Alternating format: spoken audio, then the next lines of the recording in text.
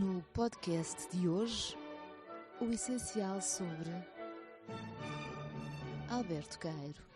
Parte muito significativa da obra pessoana pauta-se pelos seus outros de si, que são os heterónimos. Com eles, Fernando Pessoa quis criar nem mais nem menos do que personagens dramáticas cuja definição estrutural foi declarada pelo próprio.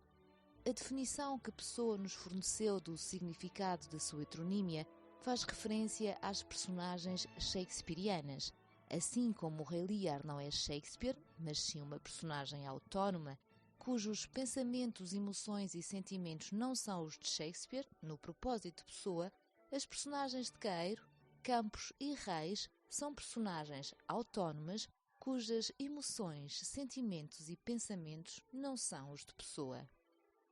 A grande novidade destas personagens de ficção é que são personagens criadoras. Ao contrário de Rei Lear, que exprime a sua vida através das ações da sua vida, os heterónimos pessoanos exprimem a sua vida através da criação poética. Os heterónimos de Pessoa são, pois, o resultado de uma operação criativa altamente sofisticada, uma espécie de raiz quadrada do ato poético. São criaturas de ficção que utilizam a ficção da arte. Dotado de uma consciência crítica hiperlúcida que lhe permitiu sempre uma autoanálise muito detalhada, Fernando Pessoa recusou-se sempre a explicar as motivações da heteronímia, preferindo explicar o seu mecanismo e morfologia. A cada personalidade mais demorada que o autor destes livros conseguiu viver dentro de si, ele deu uma índole expressiva e fez dessa personalidade um autor, com um livro ou livros, com as ideias, as emoções e a arte dos quais ele, o autor real, nada tem, salvo o ter sido, no escrevê-las, o médium de figuras que ele próprio criou. Nem esta obra, nem as que lhe seguirão, têm nada a ver com quem as escreve. Ele nem concorda com o que nelas vai escrito, nem discorda. Como se lhe fosse ditado, escreve. E como se lhe fosse ditado por quem fosse amigo e, portanto, com razão lhe pedisse para que escrevesse o que ditava, acha interessante o que, ditado, vai escrevendo. O autor humano destes livros não conhece em si próprio personalidade nenhuma. Quando acaso sente uma personalidade emergir dentro de si, cedo vê que é um ente diferente do que ele é, embora parecido, filho mental, talvez, e com qualidades herdadas, mas as diferenças de ser outrem. Que esta qualidade no escritor seja uma forma de histeria ou da chamada dissociação de personalidade, o autor destes livros nem o contesta, nem o apoia. De nada lhe serviriam, escravo como é da multiplicidade de si próprio, concordar-se com esta ou com aquela teoria sobre os resultados escritos desta multiplicidade. Que este processo de fazer arte cause estranheza não admira. O que admira é que haja coisa alguma que não cause estranheza. Algumas teorias que o autor presentemente tem foram inspiradas por uma ou outra destas personalidades que, um momento, uma hora, uns tempos, passaram consubstancialmente pela sua própria personalidade, se é que esta existe. Afirmar que estes homens, todos diferentes, todos bem definidos, que lhe passaram pela alma incorporadamente, não existem, não pode fazê-lo o autor destes livros, porque não sabe o que é existir, nem qual Hamlet ou Shakespeare é que é mais real, ou real, na verdade. Com a criação de Alberto Caeiro, Pessoa quis criar um polo de referência para as suas outras personagens maiores. Assumindo à letra a definição da obra pessoana como drama ingente, pode dizer-se que Caeiro é o chefe de uma pequena companhia teatral que representa a sua peça no palco da poesia. Caeiro foi o mestre de Campos, de Reis e do próprio Pessoa, e a obra destes criadores é sempre submetida ao seu juízo e à sua autoridade. Mas de onde provém esta supremacia que faz de Caeiro um mestre e dos outros seus discípulos? Se quiséssemos ler a sua figura em termos psicanalíticos, poderíamos avançar a hipótese de Caeiro ser a figura do pai e o seu carisma provir de lhe ter sido atribuído esse papel. Em termos culturais, Caeiro desempenha as funções de mestre em virtude da sua supremacia intelectual, tanto numa capacidade criativa como numa capacidade especulativa. Autodidata, substancialmente monocórdico, desprovido de grandes sopros líricos, Queiro evidencia-se pelo seu olhar sobre o mundo, pela sua capacidade reflexiva, pela formulação de uma filosofia que consiste numa aparentemente simples decifração do real, mas que na verdade é complexa e ambígua. A ficha biográfica de Alberto Queiro pode resumir-se assim. Alberto Queiro nasceu em Lisboa em 1889, onde morreu tuberculoso em 1915. Isto depois de ter passado quase toda a vida no Ribatejo, na quinta de uma velha tia. Não teve profissão alguma e possuía apenas uns rudimentos de instrução.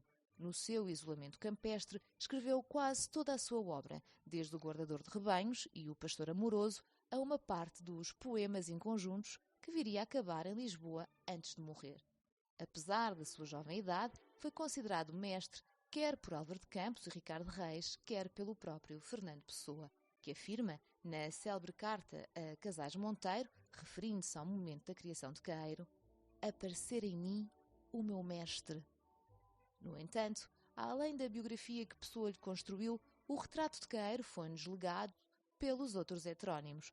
Ouçamos agora como Alberto Queiro foi descrito por Álvaro de Campos. Conheci meu mestre Queiro em circunstâncias excepcionais, como todas as circunstâncias da vida e, sobretudo, as que, não sendo nada em si mesmas, hão de vir a ser tudo nos resultados. Um primo meu levou-me um dia de passeio ao Ribatejo. Conhecia um primo de Queiro e tinha com ele um negócio. Encontrei-me com o que havia de ser meu mestre em casa desse primo. Vejo ainda, com claridade a alma, que as lágrimas da lembrança não empanam, porque a visão não é externa, vejo-o diante de mim. Vê-lo-ei talvez eternamente como primeiro o vi.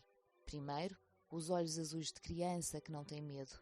Depois os malares já um pouco salientes, a cor um pouco pálida e o estranho ar grego que vinha de dentro e era uma calma. O cabelo quase abundante era loiro, mas se faltava a luz acastanhava-se. A estatura era média, tendendo para mais alta, mas curvada, sem ombros altos. O gesto era branco, o sorriso era como era, a voz era igual, lançada num tom de quem não procura senão dizer o que está dizendo. Nem alta, nem baixa, clara, livre de intenções, de hesitações, de timidezes. O olhar azul não sabia deixar de fitar. A testa, sem ser alta, era poderosamente branca. As mãos eram um pouco delgadas, mas não muito. A palma era larga. A última coisa em que se reparava era a expressão da boca, um sorriso de existir e não de falar, como se falar fosse, para este homem, menos que existir. Meu mestre. Meu mestre perdido tão cedo. O meu mestre Queiro não era um pagão. Era o paganismo. O Ricardo Reis é um pagão por caráter, o António Mora é um pagão por inteligência. Eu sou um pagão por revolta, isto é, por temperamento. Em Queiro não havia explicação para o paganismo. Havia consubstanciação. O meu mestre Queiro, como não dizia senão o que era, pode ser definido por qualquer frase sua, escrita ou falada, sobretudo depois do período que começa do meio em diante do Guardador de Rebanhos.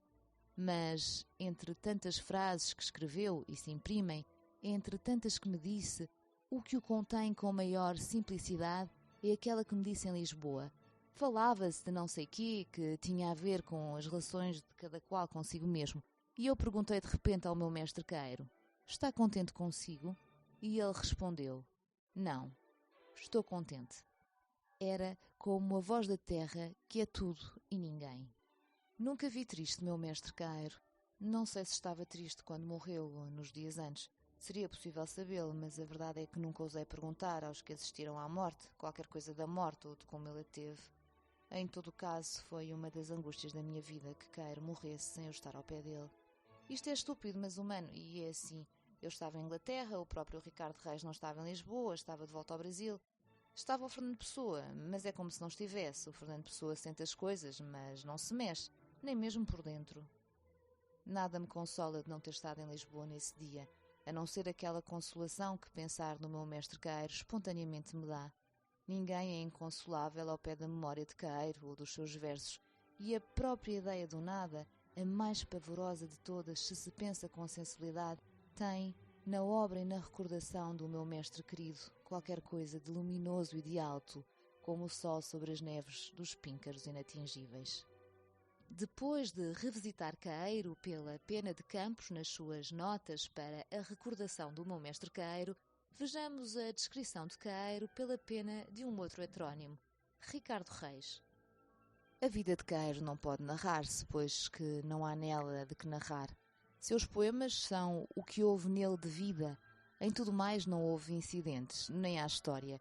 O mesmo breve episódio improfícuo e absurdo que deu origem aos poemas de O Pastor Amoroso não foi um incidente, senão, por assim dizer, um esquecimento. A obra de Caeiro representa a reconstrução integral do paganismo na sua essência absoluta, tal como nem os gregos nem os romanos, que viveram nele e por isso não o pensaram, o puderam fazer. A obra, porém, e o seu paganismo não foram pensados nem até sentidos, foram vindos com o que quer que seja que é em nós mais profundo que o sentimento ou a razão. Dizer mais fora explicar, o que de nada serve. Afirmar menos fora mentir. Toda a obra fala por si, com a voz que lhe é própria e naquela linguagem em que se forma na mente. Quem não entende não pode entender, e não há, pois, que explicar-lhe. É como fazer compreender a alguém um idioma que ele não fala.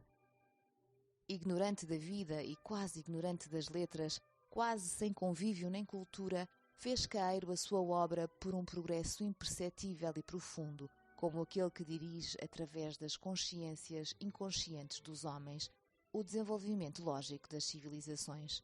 Foi um progresso de sensações, ou antes, de maneiras de as ter, e uma evolução íntima de pensamentos derivados de tais sensações progressivas, por uma intuição sobre-humana, como aquelas que fundam religiões, porém a que não assenta o título de religiosa, por isso que repugna toda a religião e toda a metafísica, este homem descreveu o mundo sem pensar nele e criou um conceito do universo que não contém uma interpretação.